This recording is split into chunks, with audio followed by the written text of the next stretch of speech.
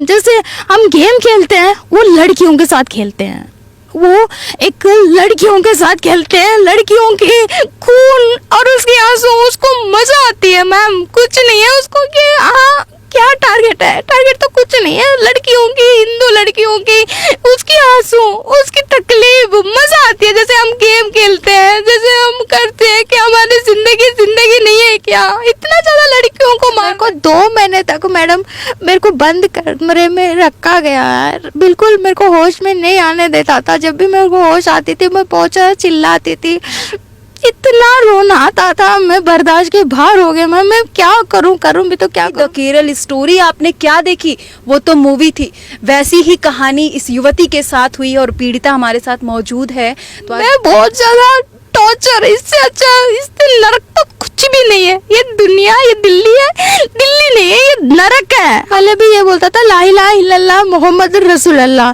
कि ये बोल के मुझे खाना खिलाया जाता था, लेकिन खाना भी ऐसे है, मेरे को ऐसा जानवर की तरह खिलाता था, ऐसे जानवर को भी ऐसा नहीं खिला जाता था। मेरे को मैडम इंजेक्शन देता था और टैबलेट देता था, नशे की दवाई देता था, बिल्कुल ही होश में नहीं आने देता था। जब भी खाना खाती थी मेरे को बड़ा गोश्त खिलाता था। जैसा केरला स्टोरी है, जैसे लड़की के साथ इतना कुछ हो गया, जैसे वो जेल गई है, वैसा भी मेरे साथ ही हुआ। मैं मजा आती है मैम उन लोगों को। अच्छा, सुनने में आया था कि शायद वो धर्म भी बदलवाना चाहता, धर्म बदलाना चाहता है। मेरे को बोलता था चलो भाई तुम्हारे को 2 बच्चे हैं तो तुम और बच्चे पैदा कर लो, और बच्चा पैदा कर लो, मुझे दे दो, कोई बात नहीं। मैं भगवान को लेके वो ये बोलता था कि तुम्हारे 110 पापा बाप है, हमारा एक ही बाप है। उसने मुझे को इतना बदनाम कर दिया कि वायरल मेरा फोटोज, मेरा वीडियो, सब कुछ मेरा कैस्ट में सब कुछ भेज दिया। मेरी मम्मी हैदराबाद में हॉस्पिटल में, गांधी हॉस्पिटल में एडमिट है।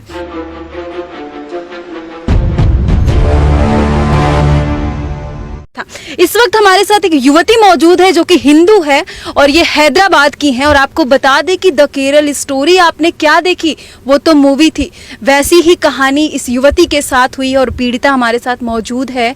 तो आज बात करेंगे और आपको रूबरू करवाएंगे कि आखिर द केरल स्टोरी जैसी घटना, जो कि एक मूवी थी, वैसी घटना इनके साथ आखिर कैसे हुई।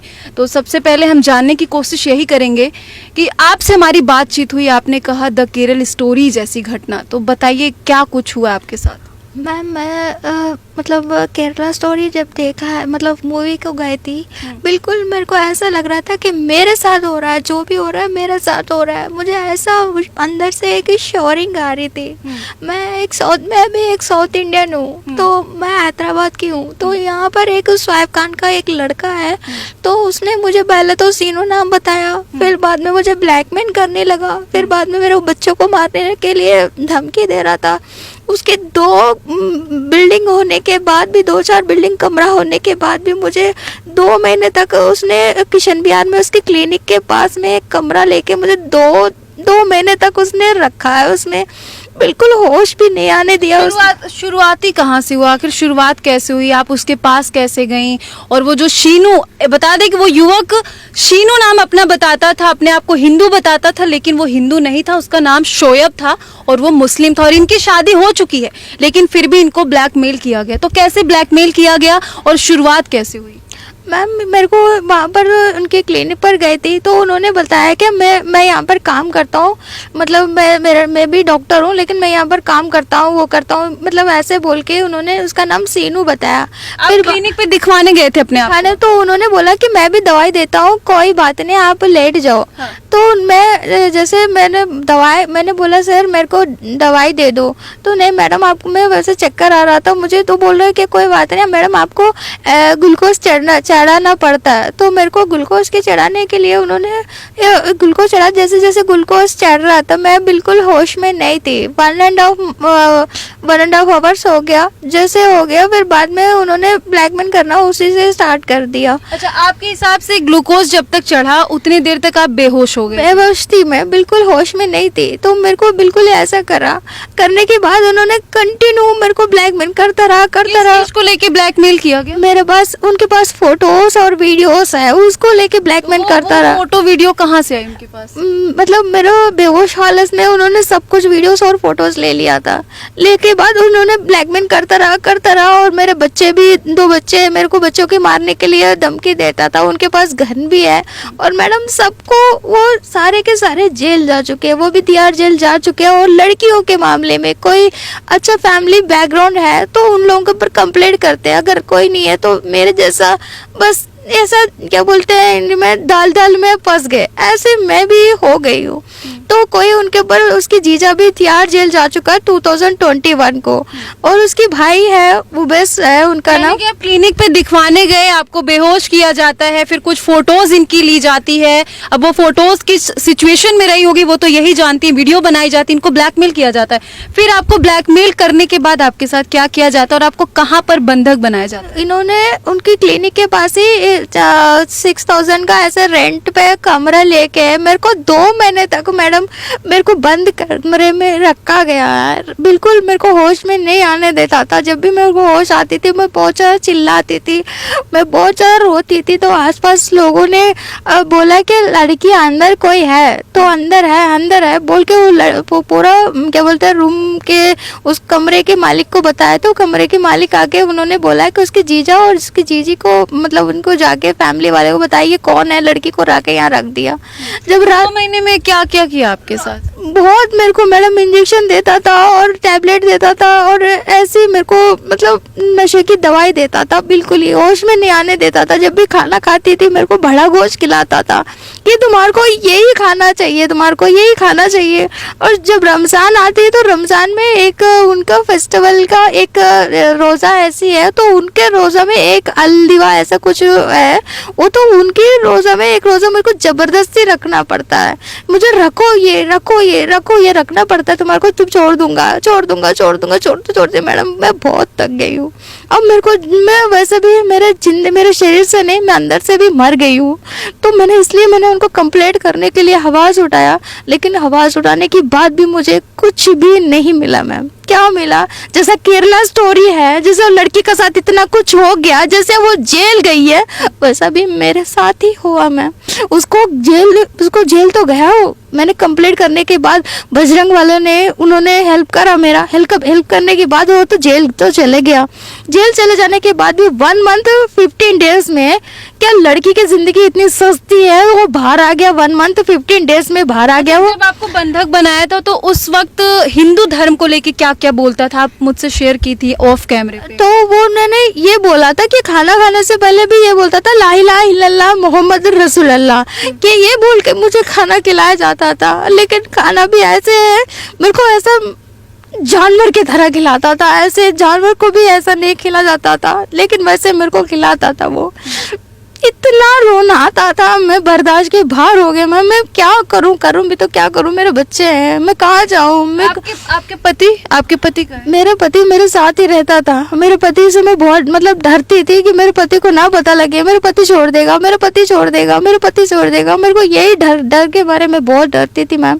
अभी मैंने सोचा चल कंप्लेंट ही कर दूं। कंप्लेंट मैंने इसलिए नहीं कर रहा था कि मेरे पति छोड़ देगा, मेरे सोसाइटी में घूमने के लिए नहीं होगा। मेरे को सारे मोहल्ले वाले पूछे थे। तो आप वहाँ से भाग के कैसे निकली? तो वहाँ पर रात में उन्होंने रात को 12:30 को मुझे बाहर निकाल के मेरे को स्टेशन लेके गया। मेरे को वहाँ से निकाल दिया बाहर, कहीं और ले जाने वाला था? कहीं और लेके जाने वाला था, लेकिन मैंने वहाँ से भाग गई। मैं भाग के हैदराबाद चले गई। हैदराबाद जा गई, लेकिन मेरे बच्चे दिल्ली में थे, तो मजबूरन मुझे दिल्ली आना पड़ा। फिर से मुझे वही वैसी हो गई। औरत कहाँ से करे मैम, एक बात बताओ। बच्चों के लिए देखे ससुराल से और मम्मी से ये सब दबे भी रहती है। ये लोग ऐसे टॉर्चर, यही क्या बोलते हैं, मजबूरी का फायदा उठाते हैं। तो मजबूरी का फायदा ऐसे नहीं उठाना चाहिए कि औरत को बिल्कुल ही ऐसे नोच के खाए। बस मैं यही कहना चाहती हूँ, दिल्ली पुलिस क्या है ये, क्या मतलब इतना बड़ा दिल्ली है, हमारी दिल्ली राजधानी है। हमारे हैदराबाद में एक लड़की को देखे तो उसको मार डालते हैं, इतना डर है हैदराबाद के लोगों को। उसने 2 महीने आपको बंधक बना के रखा, उसका मतलब मेन मकसद क्या था? उन्होंने बस कुछ नहीं है, खेल है मैम। जैसे हम गेम खेलते हैं, वो लड़कियों के साथ खेलते हैं। वो एक लड़कियों के साथ खेलते हैं, लड़कियों के खून और उसके आंसू, उसको मजा आती है मैम। कुछ नहीं है उसको कि हाँ क्या टारगेट है, टारगेट तो कुछ नहीं है, लड़कियों की, हिंदू लड़कियों की, उसकी आंसू, उसकी तकलीफ, मजा आती है। जैसे हम गेम खेलते हैं, जैसे हम करते हैं कि हमारी जिंदगी नहीं है क्या, इतना ज्यादा लड़कियों को मार रहा है। जैसे नोचते भी थे सब, नोचते हैं, मारते हैं बुरी तरह से, कि ये नहीं है कि हाँ भाई ऐसे नहीं है। मैं बहुत ज्यादा टॉर्चर, इससे अच्छा, इससे नरक तो कुछ भी नहीं है। ये दुनिया, ये दिल्ली है, दिल्ली नहीं है, ये नरक है। औरत की जिंदगी, औरत लड़कियों दिल्ली की में रहने वाले ऐसे लोग नरक हैं, दिल्ली नहीं है मैडम। उसने आपको बंधक बनाया अपने मजे के लिए। अपने, हाँ मैम, उसके अपने मजे के लिए रखा है, उसने अपने मजे के लिए लगाया। लेकिन इतना ज्यादा लड़कियों का अत्याचार हो रहा है, किसी को 35 टुकड़े, क्या बोलते हैं, 35 टुकड़े करते हैं, किसी को मार डालते हैं, किसी को रेप करते हैं, किसी के साथ टॉर्चर कर रहे हैं। क्या है ये? मतलब लड़की बाहर नहीं घूम सकती, लड़की जी नहीं सकती, जिसकी सांस भी नहीं ले सकती, बस लड़की को ये सब टॉर्चर करना पड़ता है। ऐसा ये मुस्लिम लड़के ही ज्यादातर क्यों करते हैं? मजा आती है मैम उन लोगों को। अच्छा, सुनने में आया था कि शायद वो धर्म भी बदलवाना चाहता था। धर्म बदलाना चाहता है कि हाँ भाई, लड़कियां क्या करते हैं, लड़कियां क्या बोलते हैं, बच्चा पैदा करते हैं, आदमी तो नहीं कर सकते ना, तो इसलिए औरतों को ही टारगेट बनाया इन लोगों ने। क्या हाँ, आपको क्या बोलता था? कि आप मेरे को बोलता था, चलो भाई तुम्हारे को 2 बच्चे हैं तो तुम और बच्चे पैदा कर लो, और बच्चा पैदा कर लो, मुझे दे दो, कोई बात नहीं, मैं पाल लेता, ऐसा बोलता था। भगवान को लेके क्या बोलते थे जो सनातन हमारे हिंदू धर्म के भगवान, उनको लेके? भगवान को लेके वो ये बोलता था कि तुम्हारे 110 बाप है, हमारा एक ही बाप है। हाँ, हमारा 100 बाप है, लेकिन अलग अलग के है, लेकिन नहीं तुम्हारा। बस मैडम, मैं उसको, मेरी मम्मी अभी उसने मुझे को इतना बदनाम कर दिया कि वायरल, मेरा फोटोज, मेरा वीडियो, सब कुछ, मेरा कैस्ट में सब कुछ भेज दिया। मेरी मम्मी हैदराबाद में हॉस्पिटल में, गांधी हॉस्पिटल में एडमिट है। अगर मेरी मम्मी को कुछ हो गया, मैं तो मर गई, मैं हैदराबाद भी नहीं जा सकती, मेरी मम्मी को भी नहीं देख सकती। लेकिन मेरी मम्मी को कुछ हो गया मैम, बस मैं जी नहीं पाऊंगी मैम। बिल्कुल। तो कहीं ना कहीं आप देखें, द केरल स्टोरी मूवी जब से आई थी तब से लोग जज करते थे, यहाँ तक कि बताया जाता था कि वो मूवी एक प्रोपोगेंडा है। चलो ठीक है, वो रियल नहीं रहा होगा, हम कुछ नहीं कह सकते, लेकिन ये जो युवती है जो हमारे साथ पीड़िता बैठी है, इसकी कहानी ऐसी है कि आपके आंखों में सच में आंसू आ जाएगा। और इसने झेली है वो चीज़ें। केरल स्टोरी में तो लड़की की न्यूड फोटोज वायरल किया जाता है, वो सुसाइड कर लेती है, लेकिन फिर भी इस लड़की ने अपनी हिम्मत रखी और अभी भी हमारे बीच में है और लड़ने की हिम्मत रखी है। और इसके साथ जिसने भी गलत किया है, हम चाहते हैं कि उसको सजा मिले और इनको न्याय